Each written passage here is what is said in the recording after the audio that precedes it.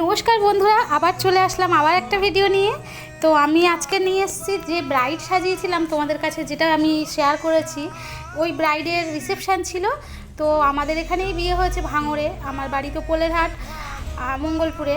তো আমি ভাঙড়ে গেছিলাম সাজাতে। তো সেদিন আমার ঘুম থেকে একটু লেটও হয়ে গেছিলো উঠতে। তারপর আমি আমার হাজবেন্ড আমাকে বাড়ি স্টুডেন্ট নিয়ে যাইনি, কারণ আমার বাইকে করে যেতে স্টুডেন্ট নিলে আমার খুব সমস্যা হয়। আমার ট্রলি আছে, ব্যাগ আছে, ওগুলো নিয়ে। তো আমি যখন ভাঙড় থেকে আরও ভিতরে যেতে হবে, তো যেখানে যাচ্ছিলাম মানে রাস্তাটা এত ভালো লাগছিল, দুই দিকে মানে সবজি চাষ হয়ে আছে, এত ভালো লাগছিল।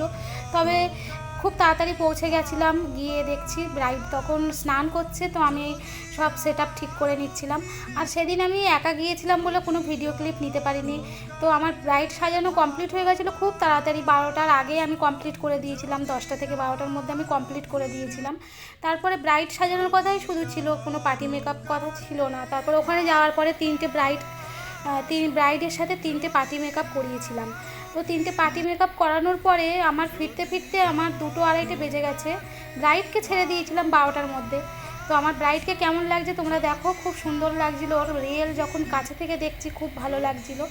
তবে আমার তো সেই ফোনটা সেইভাবে অতটাও ভালো নয়, সেই জন্যে ভালো মানে ভিডিও নিতে পারিনি। তো কেমন লাগছে তোমরাও কমেন্ট করে জানিও। আর আমি এতক্ষণ ধরে লং টাইম 3টে পার্টি মেকআপ সেরে আস্তে আস্তে 2:30 বেজে গেছে, আমার ছেলে আমাকে নিতে এসছে। তো আমার অতক্ষণ জল খাইনি, আমার একটুও মনে নেই, কাজের মধ্যে থাকলে জল খেতেও ভুলে যাই। তো জল খাচ্ছিলাম, এর বোতল কাছে থাকে কিন্তু তাও জল খেতে মনে থাকে না, কি করব। আর পার্টি মেকআপের ছবিগুলো তুলতে পারিনি। তো আমার ব্রাইডকে সবাই খুব প্রশংসা করেছে, সবাই খুব ভালো বলেছে। তোমাদেরও কেমন লেগেছে সবাই বলো।